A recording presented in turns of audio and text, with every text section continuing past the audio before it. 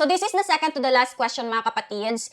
And ito po yung concern ni ate. So sabi niya dito, after po ba maubos ng second box, same procedure ba ulit ang gagawin sa pang third box ng Dayan 35? Magre-rest po ba ulit ng 7 days para reglahin?